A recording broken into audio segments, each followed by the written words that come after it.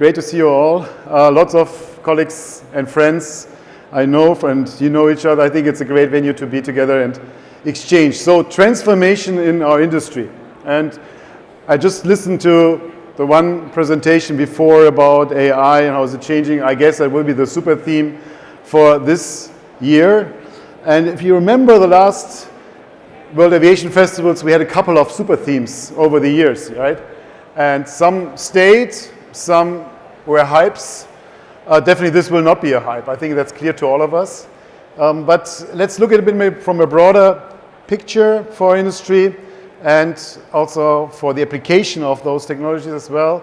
But also the other topics that are so important to an industry that thankfully with this core asset cannot be substituted for a long time. So those aircraft that are going to be built now, those aircrafts who are going to be ordered for the next 10 years will fly another 25 years. So the longevity of, first of all, the fundamental technology of flying and also the longevity of our business model for sure is there, and people will still travel. And you know those trends, the macro trends, but they travel differently. So we assume, of course, like everybody in this room knows, this industry will have demand that will double over a certain number of years. It will double, no matter what. Yeah, 5 billion people now, we will double at some point. So how do we manage that? And where is the growth happening? And we also know, yeah, there will be growth also in the industrial worlds, but it's happening more in the southern hemisphere. So there are, of course, opportunities there. And we know that with existing structures, particularly in most parts of the hemisphere, there's a lot of catch-up still needed. And that's definitely something where I think focus will shift somewhat with the travelers coming and going also from those areas. Southern America, of course, Asia Pacific, we all know that. The personalization topic, and that's of course related to that AI topic mentioned before. We discussed that for roughly 15 years now. I think 15 years. Yeah. Has it really come about in practical application to each and every passenger?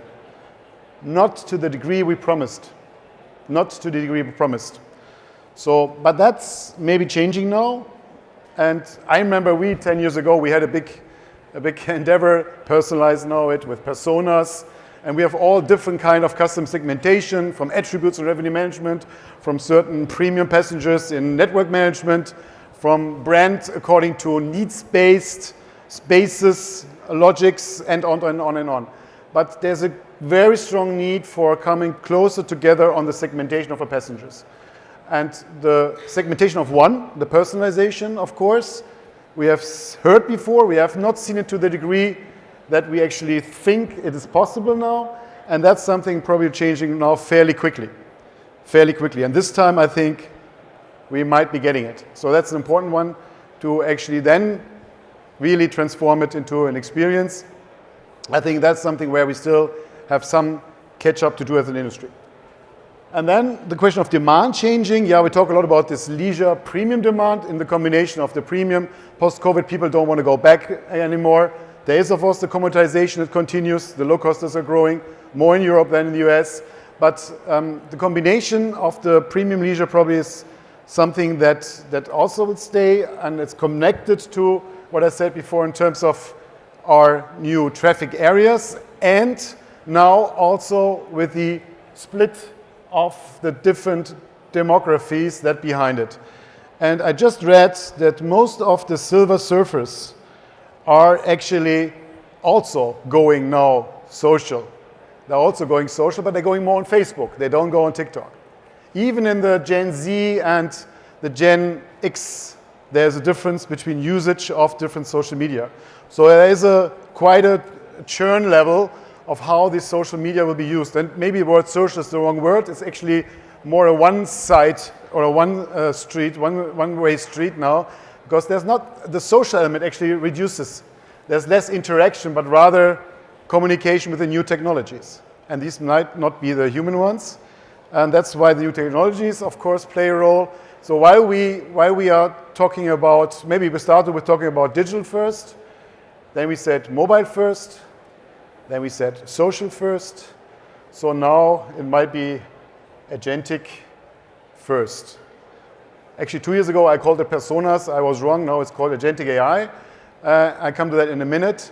And that is, of course, parallelly. It's not either or. It's a cumulative mix, and we don't know yet how it's going to play out exactly. But we know this is dramatically changing. Everybody has worked with the different types, and let me call it just AI, the different types of AI in the last years in the airline industry.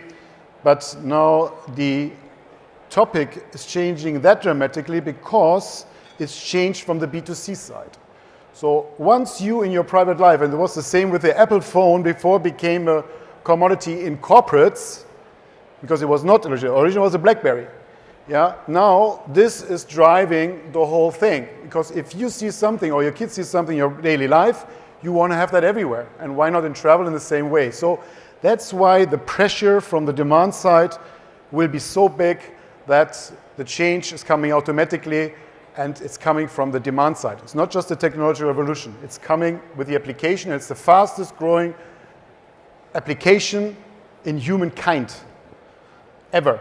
So it's fastest growing in the history of humankind with any technology application that you've seen before. So that makes us think, of course, twice. So yeah, and then there's a lot of topics which are still related to the constraints in our industry, where transformation also means dealing with those constraints. Somewhat, some people say, well, the environmental sustainability topic is kind of, hidden a little bit about politics and geopolitical changes, but it's going to be there, and it's going to stay there, and it's going to be still an obligation for us. Also, the regulatory environment, we know this stays limited. So dealing with that limited regulatory environment, and particularly in Central Europe, that's a big issue still, is of course something where we have an opportunity to engage, but where we definitely need also transformation from a policy side, be it for the tech subsidies that are needed for the new technologies, be it for creating even level playing fields on the policy side. So these are all transformations that are encompassing us, and we as Lufthansa Group, we know we have to do a lot of brick and mortar. Before we talk all the nice new tech, we have to do a lot of brick and mortar stuff, which basically refers to getting your aircraft in time with punctual flight from A to B. Yeah? And that's the brick and mortar. And 3 summers we suffered a lot. This year is much, much better, double-digit in percentage points better in punctuality and regularity. So that's already better, but still we have a lot of aircraft that are not there. So thankfully now aircraft are coming, which we are waiting for years. Yeah, we talked first time about the 777-9 in 2013. No, we ordered it actually, 2013. It's not yet there. So we have our discussions, but we will actually retire 6 fleet types in Lufthansa Group over the next 2.5, 3 years. So it's finally coming. That helps us a lot. The productivity that has suffered during the operational problems over the summers is now getting up again. And these are all brick and mortar topics. So there's a lot of other things. We are a high cost base. We have still the highest cost, relatively speaking, for us as Lufthansa Group in Germany. So that's something we need to tackle. We will never win on the costs battle, but we have to tackle it.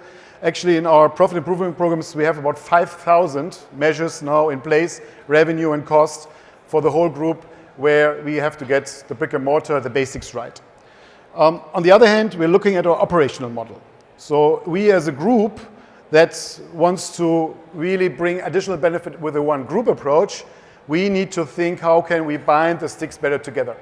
Because we have double-digit number of AOCs, we have more than 10 airlines in the group, we have a very strong MRO Technik unit, and also in cargo. Together the two are about 20% of our total turnover of around 40 billion US dollars.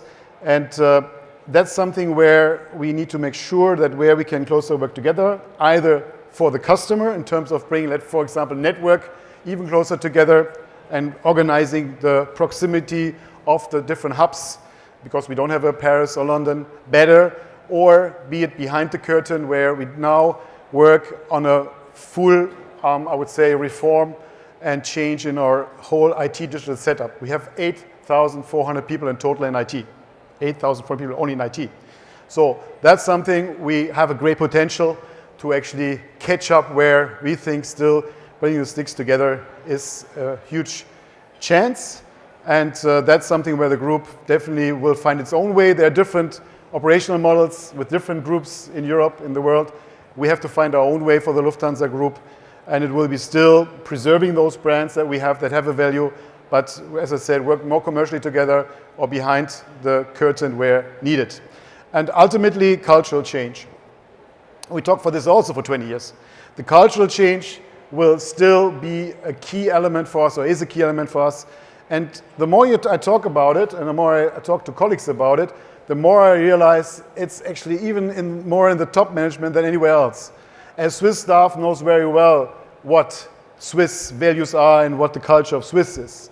But in the top management, when you work for a group and you also have a certain task in a business unit or in a functional unit, you need to also think always with two hats on. You need to be able to position yourself in the group perspective, but also in your respective business unit. And that's not so easy. So culture change, I think, is very much a top management topic. And the famous sentence that goes, culture eats strategy for breakfast, but mechanism and processes eat culture for dessert. So you still have to work on your fundamental governance, on your fundamental organization. But that's very much something we can deal with ourselves. That's something we can solve ourselves. These are not the external constraints, and that's the good news. When we do cultural change, that's something we manage, hopefully, with our own means and with our own people, and that's something we think is very, very important. And all the other reorganizations that you're also doing, often in your organizations, I believe are worth nothing if you don't get that one right. So, but now, focusing on not the cost side, but the revenue side. And the number you see here is growing with every exercise that, in this case, McKinsey did with Miata, are doing together. Every time they do new exercise, the number is going up. These are potential opportunities in US dollars. There's not a timeline exactly, but this is what's currently there on cost and revenue side. And when you look at that flying wheel of modern airline retailing opportunities, this is massive. Of course, it's related to certain enablers. I'm coming to that. But this is massive, and it goes beyond the traditional way we think about selling tickets, obviously. So, and I don't like the word ancillary. I think we should have a new wording for it. We should invent something else for it. It's going to be the probably most important element of additional value that we can generate as an industry to come into profitability levels that we ought to have and we deserve to have. And take only the one example of loyalty ecosystem. And we talk a lot about this probably in this conference, and some are marching ahead with the credit card business, but it's not that only. It's a business, it's an ecosystem, and it can use these new technologies now in a different way that we can generate different RASK and revenue opportunities very, very quickly. You need to have some preconditions, like, for example, a broadband Wi-Fi on board. You need to have the backbone right. But there's a new opportunity, of course, with loyalty retailing, opportunity with currency retailing. Your points, your miles are a currency. With partner retailing, new commission models. Yeah, and coming up, I think, big time will be media retailing.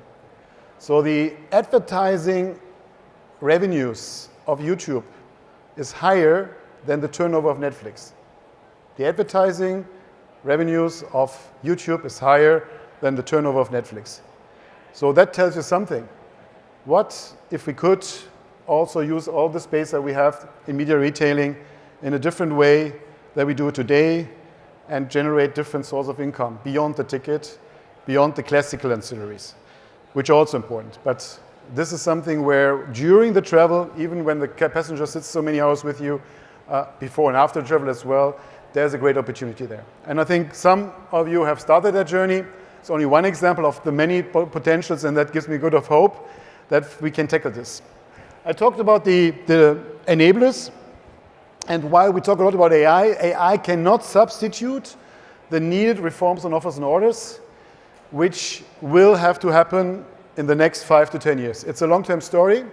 We have decided we will go this way with our board, and we will do it. Not everybody's yet on that journey. Some have already started. Some have first new offers and orders live. The initial ones are there, but still the beginning of a long journey. So AI will help you, but the fundamental piping will still have to be done with the new offers and orders world. And without that, everything else I said before will be half-baked. We cannot fully use all the benefits that I was envisaging there without having done that. And we very much subscribe to the standards set by IATA. We very much will also drive this as a leader in the industry, and I can only encourage those airlines that have not really started that way that you also start this way. It will be a marathon though, it's nothing that goes quick, but we need it because the 60s technologies is in the backbone still often the resistance point of why many of the collaboration with startups, with everybody, does not work so easily and beyond the classical API logic. So, and then we talk a lot about AI. I will also say a few words on it, but first of all, I saw a recent, and I have to finish quickly, a recent study from McKinsey which says 75% of the companies dealing with it, 90% do not see any meaningful, scalable output yet. So that gives you a little bit caution, a reason for a hesitation, but it should not stop you. You have to make sure you get the governance right also in-house. That means while we were experimenting a lot, particularly a big company like us in the past, we now have to bring this under, I would say, more organized fashion. So when you think about, let them experiment, I think now comes the point for many of us where we also think where we can actually bring that closer together with an AI hub or with some form of a governance that oversees now the value chain overall, be it commercial, be it customer, be it operations, be it maintenance, or be it corporate functions. I think there's a need now to bring the sticks closer together also on an umbrella, while allowing still for, of course, the testing and the experimentation that's needed. In the end, we have to prove a scalable output, and that often is not yet the case. So that's important. Trust. Not only the young generation needs more trust because of fake news and whatever they see on social media, it's also the topic that we can easily get wrong. If you have now an 80% trust ratio in ChatGPT, that's not enough. You remember when the mobile phone came with a 99% function of the mobile phone, you were happy. You knew it could go wrong for 1%. Yeah, the fixed line was still 100%, but here we have 20% gap, so we need to bring it up to at least 95%, something like that, so that actually the application, which I talked about before, can be also used. And the autonomy is the one you need to manage, because if now the agentic AI becomes an autonomous agent and we see less and less behind the curtain of what's actually happening there, the guardrails are so much more important. So the trust element and managing autonomy are the two key topics next to the topic of getting actually the governance right, of course also from safety and security and framing.